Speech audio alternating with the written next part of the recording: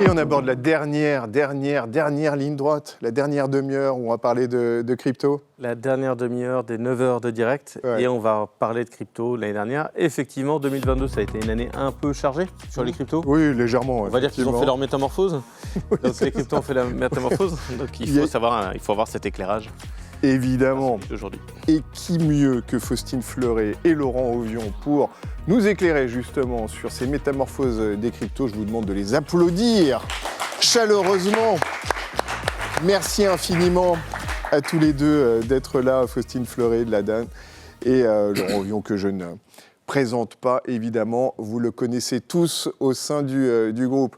Alors, on attend beaucoup de votre témoignage à tous les deux parce qu'en effet, s'il y a bien un secteur qui a connu des hauts, des bas, beaucoup de bas, hein, on ne va pas se mentir, c'est bien celui des cryptos, au point peut-être d'ailleurs qu'une forme de confiance a sans doute été rompue. Comment on se positionne en ce début d'année 2023 qui reste malgré tout une année d'incertitude sur à peu près tous les plans vis-à-vis des crypto-monnaies? Faustine.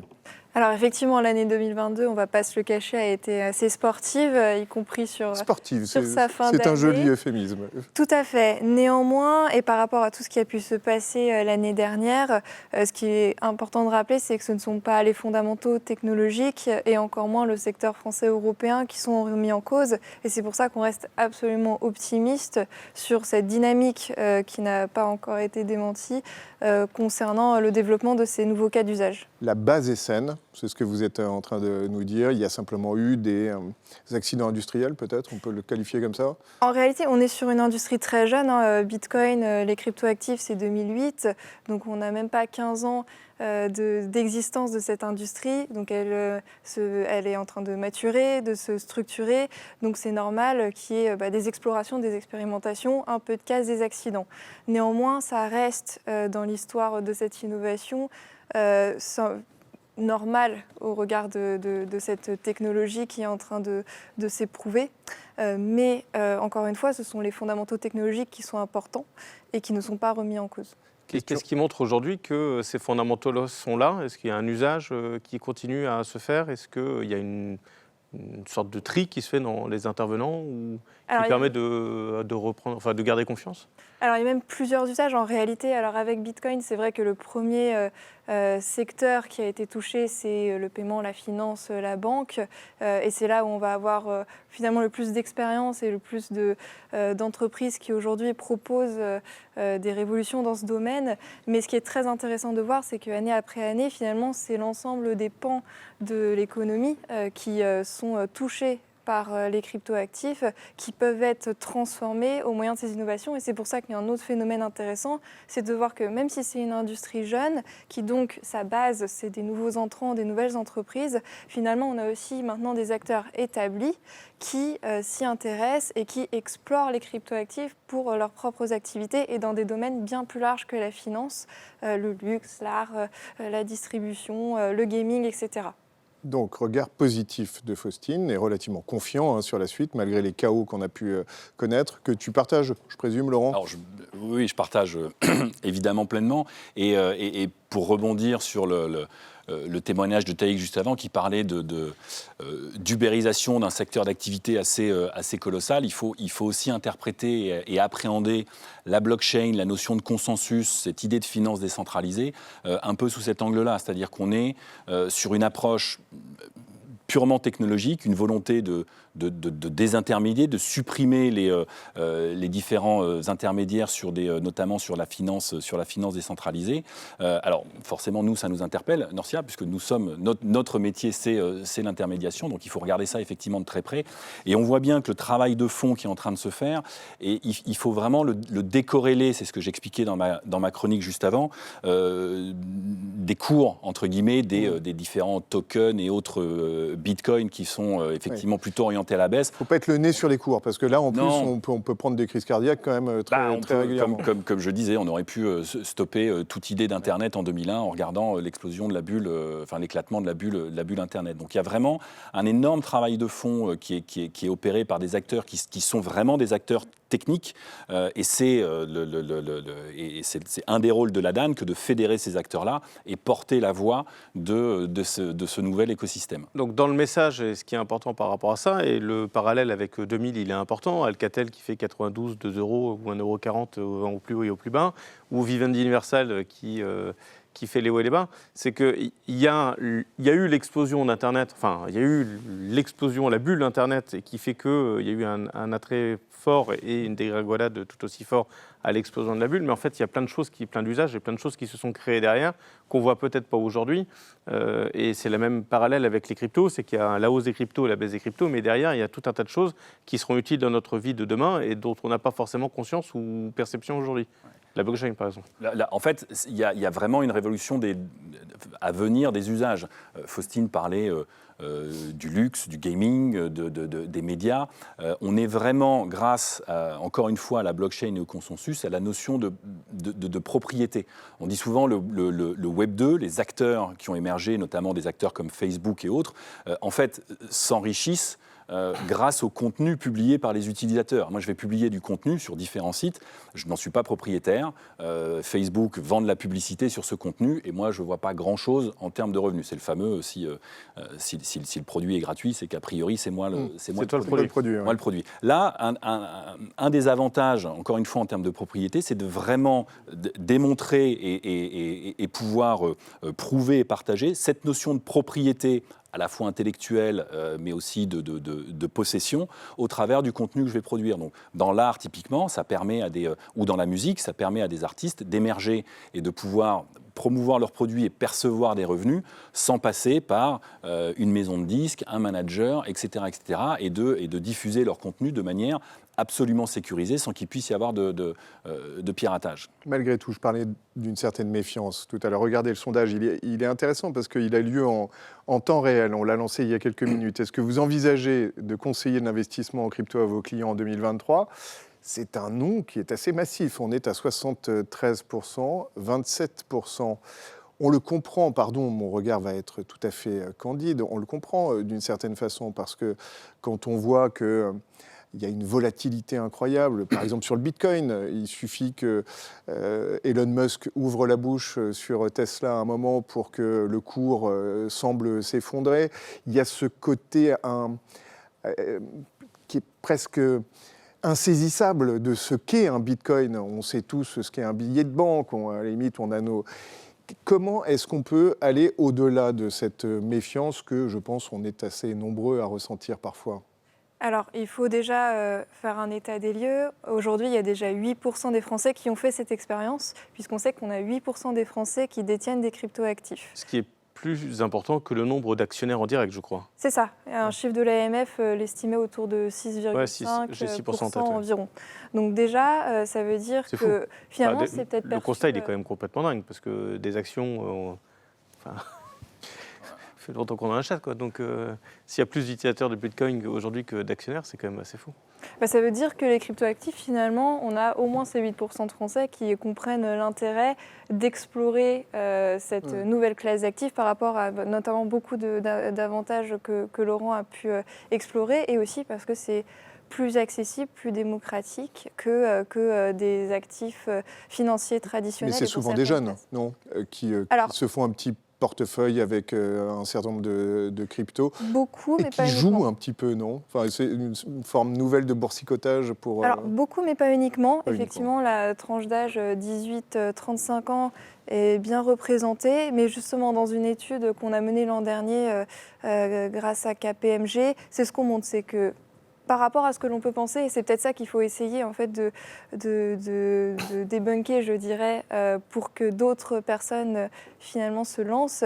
C'est d'une part, c'est pas un sujet de niche pour seulement une catégorie de population la plus jeune. C'est intéressant pour l'ensemble. Les investisseurs en cryptoactifs aujourd'hui en France, ça reste des profils d'épargnants raisonnables. On voit qu'ils investissent en dessous de 10% de leur épargne. Et on voit aussi que c'est tout type, même de classes de revenus, qui sont allés explorer là-dessus et donc qui se sentent concernés. C'est extrêmement important qu'il y ait encore beaucoup de pédagogie qui soit faite parce que les obstacles aujourd'hui à l'investissement en cryptoactifs, que l'on peut voir des témoignages de ces Français qui considèrent investir, on a 30% des Français qui considèrent investir, qui ne l'ont encore pas fait. Il y a effectivement un manque de compréhension du sujet, c'est normal, c'est au croisement de l'informatique, de la finance, beaucoup de matières qui sont peut-être un peu nébuleuses. Ça rentre malgré tout dans les mœurs de plus en plus. Question d'ailleurs intéressante de Paul qui dit, est-ce que la crypto-monnaie est un actif financier ? C'est une question structurelle fondamentale. Alors, au sens de l'AMF, non. Oui, pour l'instant, l'AMF n'a pas reconnu cette classe d'actifs comme étant un actif financier. Mais au sens pratique, oui. Au sens pratique, vous pouvez effectivement, comme des actions, comme des matières premières, comme des devises, aller sur des plateformes centralisées ou non et faire l'acquisition d'un actif. Après, il faut être extrêmement prudent. Enfin, on y reviendra après dans les solutions proposées par Norcia. On parle beaucoup de marché des actifs numériques. C'est pas un marché au sens classique du terme. Bien sûr. Il y a une raison assez simple à ça, c'est que tu parlais d'Elon Musk qui fait un tweet, qui balance une information, etc., etc.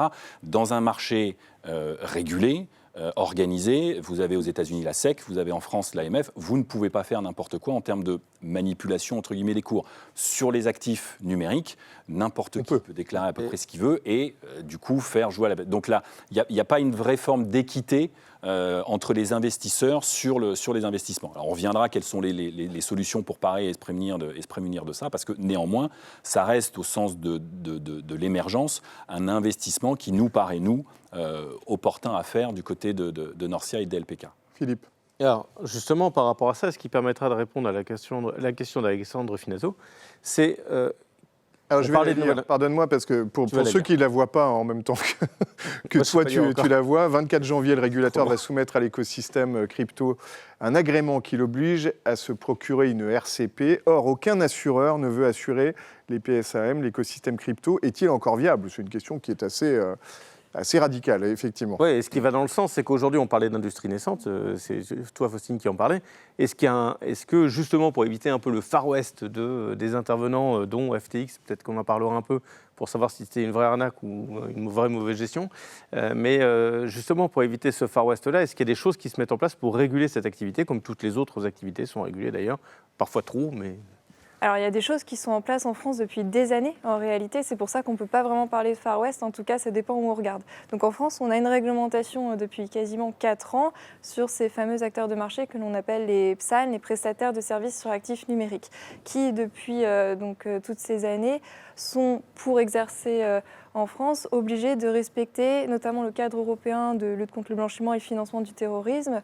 Et, ça a été une des grandes craintes, évidemment, des cryptos. Ouais. Voilà, et un ensemble de dispositions autour de l'honorabilité et la compétence des dirigeants et de certaines personnes de l'entreprise. Donc ça fait très longtemps qu'on a mis ça en France, très longtemps à tel point qu'on l'a fait avant l'Europe et qu'on est en train d'inspirer cette harmonisation réglementaire européenne qui est salutaire justement pour que toutes les entreprises soient sur un pied d'égalité, qu'il y ait une concurrence loyale et équitable entre tous et que finalement l'utilisateur européen il ait un choix beaucoup plus large d'acteurs plus sûrs. La question de la personne concernant le 24 janvier, effectivement il y a aujourd'hui une envie de surréagir certainement à l'affaire FTX, entre parenthèses, affaire qui n'a rien à voir avec le secteur français ou européen. On est sur un acteur étranger qui n'aurait jamais... Mais qui a eu un impact sur des acteurs français quand même. Ça fait peur à tout le monde en tout cas. Évidemment, mais en fait il n'aurait jamais dû pouvoir s'adresser au public français. Donc on a plutôt un problème de supervision éventuellement que de réglementation. Donc c'est extrêmement dommage d'aller taper encore une fois sur les entreprises qui sont pourtant aujourd'hui les plus sérieuses, à savoir les françaises et les européennes demain, parce qu'on veut avoir une réaction qui en fait n'est pas appropriée, il y aurait d'autres choses à faire. Mais dans ce monde-là, il n'y a pas de frontières en fait. Tout à fait. Et c'est bien là le sujet, c'est qu'en fait, c'est comme tout, un investisseur qui va avoir un conseiller en gestion de patrimoine, il n'a pas le réflexe de demander il est CIF, il a son CRCP, s'il a ça. Et aujourd'hui, comment un investisseur en en crypto aujourd'hui peut se dire il faut que j'aille voir quelqu'un qui soit comme ci, comme ça, parce qu'il en a parlé, il a entendu parler par son copain de la bière de hier soir. C'est pour ça qu'une réglementation locale, ça fait très peu de sens dans ce nouveau monde numérique. Mais néanmoins, on a commencé avec la France, on a l'Europe.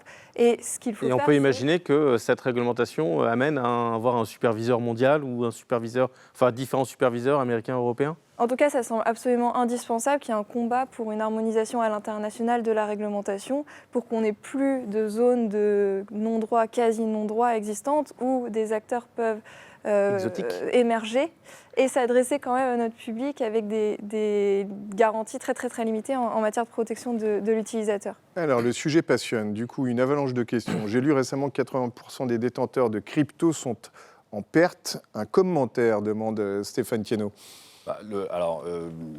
Je n'ai pas forcément ce chiffre-là en tête. Après, c'est toujours une question d'horizon de temps. Oui, il faut tenir, hein, c'est ce que tu dis de toute façon. Oui, il faut tenir, il faut peut-être investir. Certainement qu'il y a eu beaucoup d'investisseurs ces derniers temps parce qu'il y a eu l'aspect médiatique. Je pense que quand on a fait, si on avait fait une université en 2009, on aurait dit 80% des gens sont en perte en 2008. Oui, vu l'état du marché et vu ce qui s'est passé en 2022. C'est pas faux ça. Je reviens à ma chronique. Oui, les gens qui sont rentrés parce que Bitcoin était passé en 2021 de 15 000 $ à 70 000 $, ils se sont dit moi aussi je vais en profiter. Moi j'ai dans une espèce de psychologie de l'investisseur en se disant plus ça monte, plus je taille. Et puis je me dis il faut moi aussi que j'en profite. Et puis c'est à ce moment-là qu'en général ça se casse la figure. Donc après, encore une fois, Bitcoin et l'ensemble des actifs numériques à moyen, long terme, si on décide de regarder en arrière, les investisseurs réguliers long terme n'ont pas trop à se plaindre de leurs investissements en crypto. Arthur Azadan pose une autre question. Il y a plus de détenteurs de crypto que d'actions en France, même si on l'a vu tout à l'heure, ça peut être des petits montants. Est-ce que ce n'est pas simplement un effet de mode, l'appât du gain, quand on voit ce qui a pu être réalisé en peu de temps, ayant attirer l'épargnant lambda, en particulier ceux avec peu d'expertise financière et économique. C'est intéressant. Oui, est-ce qu'effectivement, on ne s'est pas tous dit, c'est même pas un investissement, c'est quasiment le loto. Ça rejoint ce que tu disais sur Bitcoin. Et on demandera à Faustine après. Il y a deux choses intéressantes par rapport à ça. L'appât du gain, évidemment, comme en 2001 sur les actions Internet, comme au début des années 2010 sur certaines actions télécom ou fabricants, etc. Nécessairement, il y a un engouement, donc tout le monde se dit... Je pense que l'effet de l'investisseur était le même pour moi en 98-99, où on achetait une boîte, il y avait marqué .com ou .fr derrière, .com et pouf, ou citait SS2I, et puis je mettais un jeton dessus, et basta, c'est marrant. Je me souviens d'une séance où le CAC 40, je crois, a fait plus 8%, parce que Canal+, à l'époque, avait fait plus 32%, parce que AOL rachetait Time Warner, ou quelque chose. Donc oui, effet de mode, il y en a un. Et sur l'autre partie de la question, moi j'ai plutôt le sentiment, au sein de l'écosystème et des gens qui s'intéressent, les gens viennent à la crypto et du coup s'intéressent à la finance traditionnelle, à la publication des chiffres, de l'inflation, les décisions de la Fed, de la Banque centrale, etc. Et donc je trouve très sincèrement que ça participe aussi à l'acculturation financière, effectivement, d'investisseurs qui sont peut-être un petit peu venus là par hasard, mais qui, du coup, font vraiment le choix de se former et de comprendre ce qu'ils font. Faustine ? Non, je suis complètement d'accord. On est sur un produit d'entrée, un produit d'appel, les cryptoactifs, parce que oui, il ne faut pas se le cacher, il y a beaucoup de bruit autour, un effet de mode, mais néanmoins, ceux qui restent derrière vont se plonger derrière les fondamentaux et la façon dont ça s'intègre finalement dans notre environnement économique et financier actuel. Donc finalement, c'est très positif. Encore une fois, on a quand même beaucoup de Français qui, en estimant leurs connaissances limitées, n'y vont pas. Donc on est quand même sur des gens qui restent assez raisonnables et rationnels. Ce qui est dommage par contre, c'est qu'ils n'y vont aussi pas parce qu'ils n'ont pas connaissance du cadre réglementaire que l'on a en France. Ils ont l'impression qu'il n'y a pas de cadre réglementaire d'ailleurs souvent. Tout à fait, c'est extrêmement dommage. Et je crois que ça vaut pour tous les métiers du placement au sens large. Mais parce qu'il y a aussi beaucoup de...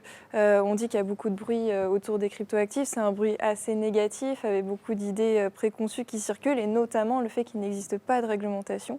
Et donc c'est vrai que pour un utilisateur qui va s'intéresser via les médias traditionnels, on a quand même beaucoup de barrières à l'entrée de ce secteur. Donc il faut rétablir la vérité. On a une réglementation déjà en place en France, il y en a une qui arrive en Europe, et il faut mettre en avant les cas d'usage. Les cryptoactifs peuvent être des actifs spéculatifs, mais pas uniquement. Il y a beaucoup de cas d'usage très nombreux derrière, et Laurent expliquait, il y a des avantages très intéressants et un changement de paradigme total avec les cryptoactifs quand on pense à reprendre la maîtrise de ces actifs, de ces données, et quand on pense à tout ce nouvel univers et ces nouveaux intermédiaires qui existent pour évoluer dans ce monde-là.